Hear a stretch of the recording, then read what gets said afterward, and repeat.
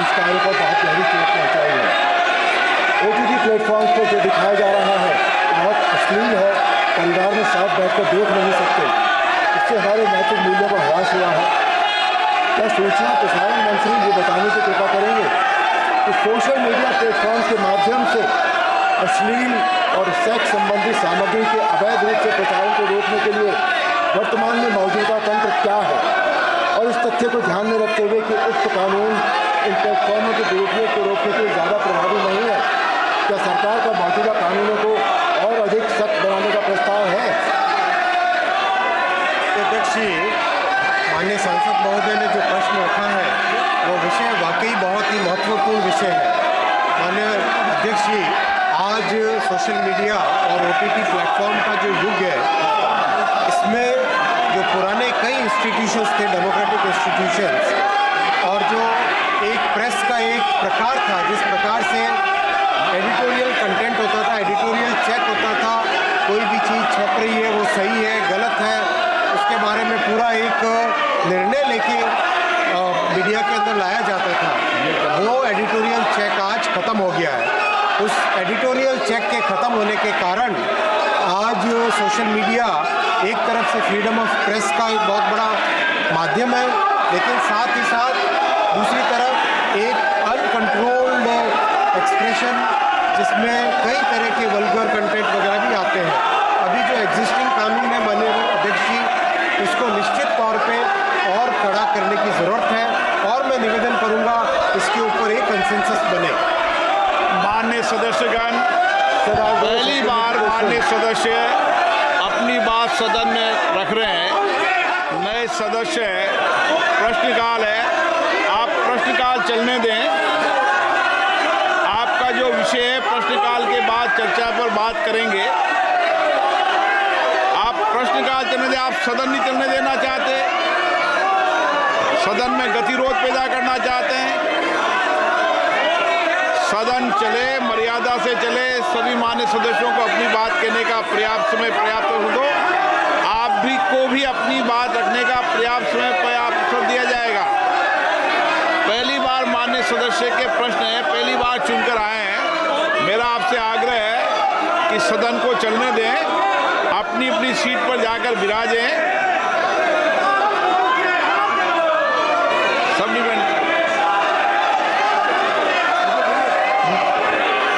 इस तरह की आपत्तिजनक सामग्री के प्रसार में विदेशी प्लेटफॉर्म्स और OTT प्लेटफॉर्म्स की जो भूमिका आती है, क्या सरकार ऐसे प्लेटफॉर्म्स को जवाबदेह बनाने भारत के कानूनों के तहत उनके संचालन को नियंत्रित करने के लिए कोई नई नीति लाने पर विचार कर रही है? सरकार को बहुत ठोस कदम उठाने चाहिए, बहुत अच्छे कानून बनाने चाहिए, बिकॉज इससे जो हमारा जो सामाजिक ढांचा है, जो हमारी हिंदू संस्कृति है, जो हमारी भारतीय संस्कृति है, उसको बहुत चोट पहुंचती है। आज हम जब घर में बैठकर टेलीविज़न देखते हैं या सोशल मीडिया पर कुछ भी देखते हैं तो वो परिवार के साथ बैठकर हम नहीं देख पाते। इससे हमारे नैतिक मूल्यों का बहुत बुरी तरह से ह्रास हुआ है। सरकार को पूरी तरह इस बारे में ठोस कदम उठाने चाहिए, और जो भी कंटेंट प्रोवाइडर्स हैं, जो भी विदेशी प्लेटफॉर्म्स हैं, उन सबको भी संचालन के रूप में लाना चाहिए। धन्यवाद। माननीय अध्यक्ष जी, माननीय सांसद शॉर्ट में देते जवाब। माननीय सांसद महोदय ने बहुत महत्वपूर्ण विषय उठाया है। जिन ज्योग्राफी से, जिन कंट्रीज से सोशल मीडिया के ये प्लेटफॉर्म्स निकले हैं, वहाँ की सेंसिटिविटी और अपने देश की सेंसिटिविटी में बहुत बड़ा फ़र्क है, और ये इस तरह का डिबेट आज दुनिया के करीब करीब हर देश में। इसीलिए मेरा निवेदन है माननीय अध्यक्ष जी कि जो अपनी पार्लियामेंट की स्टैंडिंग कमेटी है वो भी इस विषय को उठाए और इस विषय पे समाज में कंसेंसस हो और इसमें और कड़े कानून बने। माननीय सदस्य, प्रश्नकाल महत्वपूर्ण समय और आप सबका समय, सरकार की जवाब देते होती है, सरकार जवाब देती है। आप प्रश्नकाल को चलने दें। आपको हर मुद्दे पर, हर बात पर चर्चा करने का पर्याप्त अवसर दिया जाएगा। मैं पुनः आग्रह कर रहा हूं, प्रश्नकाल महत्वपूर्ण समय होता है, आप सदन में चलने दें। आप नियोजित तरीके से सदन में गतिरोध पैदा करना चाहते हैं, ये उचित नहीं है। सदन की कार्रवाई आज 12 बजे तक के लिए स्थगित की जाती है। and Shri Abdul Wahab. Also discussion over recent violence in Sambal, Uttar Pradesh. The notices from Shri G.C. Chandrasekhar, Shri Randeep Singh Surjewala, Dr. Syed Nasir Hussain, Shri Neeraj Dangi, Srimati Renuka Chaudhary, Shri Rajiv Shukla, Shri Pramod Tiwari, Shri Akhilesh Prasad Singh, and Srimati J.B. Mathia Isam have demanded Constitution of JPC to investigate the alleged misconduct, including corruption, bribery, and financial irregularities of Adani Group in connivance with other authorities. Honorable members, as I have reiterated on several occasions,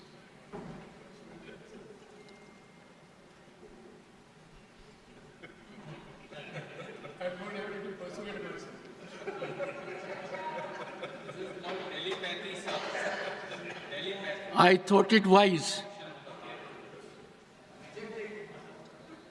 to bestow focused attention, given the situation that we are entering the last quarter of the century of adoption of the Constitution of India. We had the great occasion to celebrate it yesterday. And therefore, I emphasize that this House, the House of Elders, the upper house, the Council of States, needs to reflect and follow well-established traditions that a ruling of the chair requires deference and not cause of differences. I have in detail given out as to why in these situations the notices are not being accepted. As a matter of fact, I took the House in confidence in making the House aware that if we look at the journey of this House with reference to Rule 267, even for the last 30 years, where we have had various political dispensations in authority, in governance, the number was never beyond single digit. And the background every time reflected a consensual approach, a dialogue between the parties, keeping everything in mind, while not being able to lend my concurrence to these notices.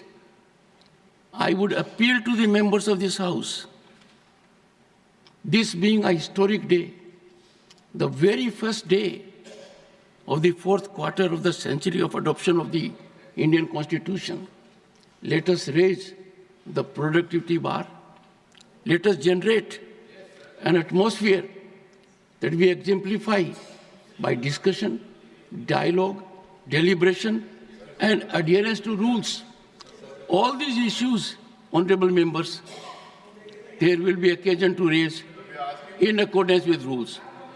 Since there is a provision in the rules to raise these issues in one form or the other by motions that are provided